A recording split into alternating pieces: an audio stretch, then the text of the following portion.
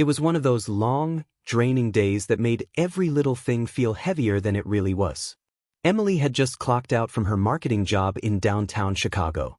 The sun was already dipping low, painting the parking lot in a tired orange glow. Her heels clicked against the pavement as she pushed her cart toward her car, juggling her phone, keys, and grocery bags like she was racing against time itself. Her mind was spinning, deadlines, emails, a late dinner to cook, and the thought of sitting in traffic again. She just wanted to get home, take off her shoes, and breathe. That's when she saw her. A woman standing by an old, faded blue sedan near the exit. The hood of the car was open, steam curling up into the cool evening air.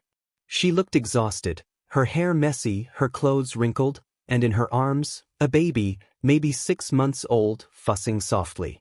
The woman's voice trembled as she called out, "Please. Can someone help me? My car won't start, and my baby needs his medicine." People passed her like she wasn't even there. One man turned up his music. Another lady looked at her and shook her head. Emily's eyes met hers for a moment. For just a second she felt something, pity, maybe? But then her thoughts kicked in. Another parking lot scam. I've seen this before. She tightened her grip on her purse. Not today, she muttered under her breath. As she loaded her groceries into the trunk, she could still hear the woman pleading behind her. But Emily told herself, if I help one, 10 others will pop up pretending to be in trouble. You can't save everyone. She got in her car, shut the door, and turned up the radio to drown it out. The woman's desperate voice faded into the distance as Emily drove off, leaving behind the faint image of a mother clutching her baby beside that broken-down car. But something about that moment stayed with her. She tried to shake it off, but her gut wouldn't stop twisting.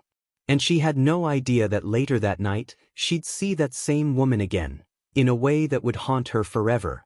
That night, Emily sat on her couch scrolling through social media, trying to distract herself with endless posts and funny videos. But her mind kept drifting back to the woman in the parking lot. Was she okay? Did someone help her? She tried to ignore it, until one headline froze her cold.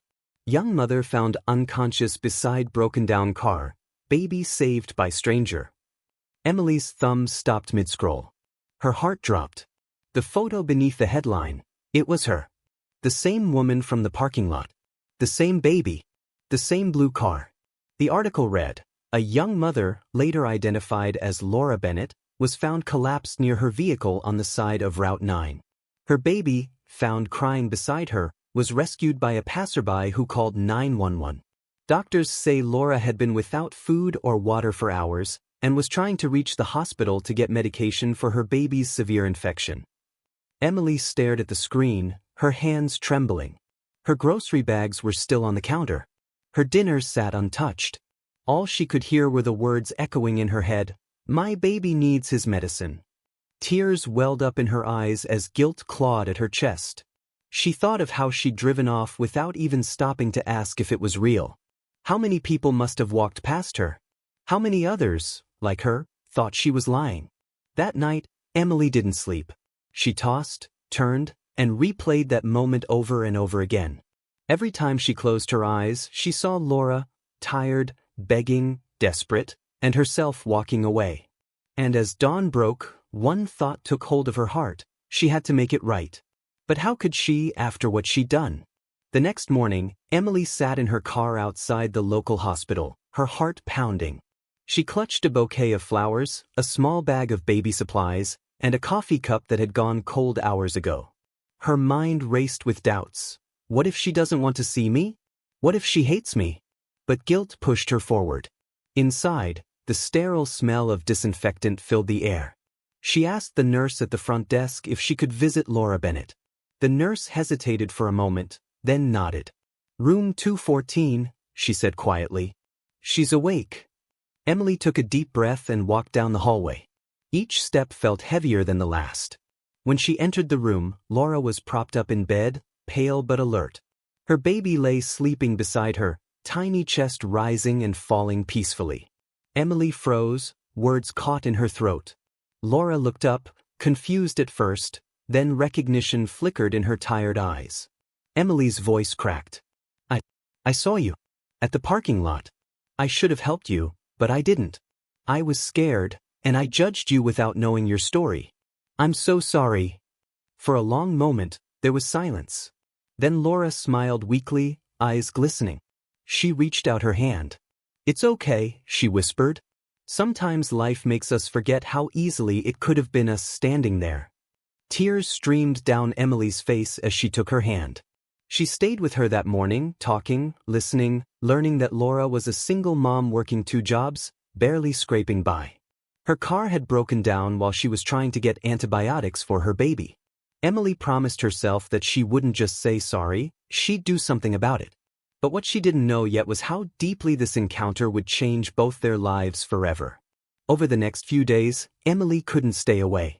She visited Laura often, bringing meals, diapers, and new clothes for the baby. The 2 women slowly grew closer.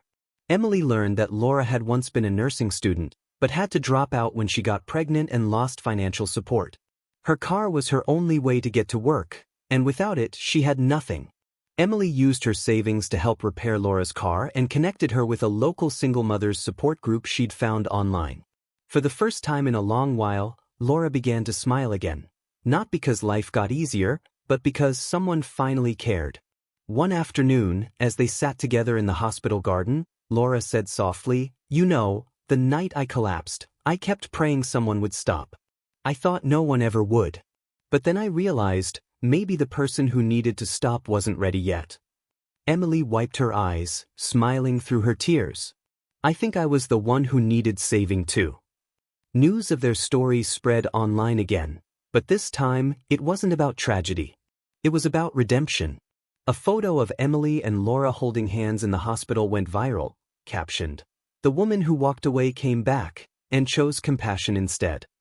Their story inspired thousands to rethink their assumptions and show kindness, even when it's inconvenient.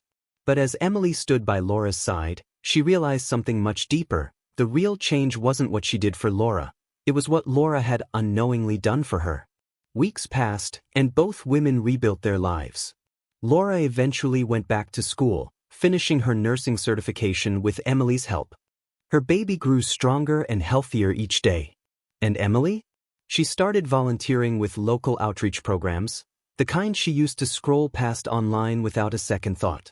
One Sunday afternoon, the 2 met at a small diner near that same grocery store parking lot, the place where it had all started. They sat by the window, laughing, sharing fries, their babies giggling beside them. Emily looked outside, her eyes landing on a man by the curb holding a sign that read, "Need help? Anything helps." Without hesitation, she got up, bought him a sandwich, and walked over to hand it to him. When she came back, Laura smiled. "You've changed," she said. Emily nodded, tears forming again. "No. I just remembered what it means to be human.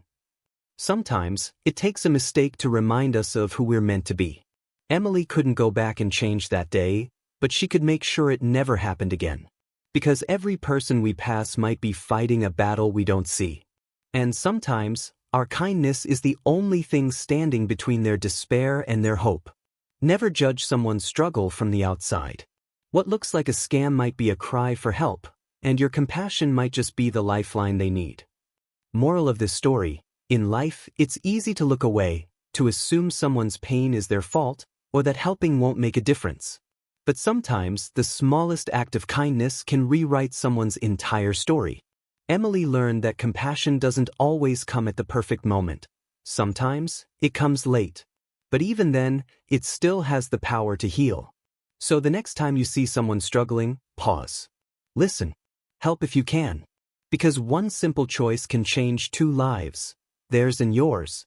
Never judge a person's struggle from the outside.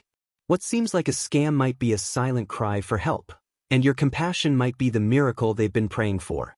If this story touched your heart, don't just scroll past. Share it to remind someone that kindness still exists. Subscribe for more stories that inspire compassion, second chances, and humanity. Because sometimes, the most powerful stories are the ones that change us. And remember, we're not just telling stories. We're changing lives.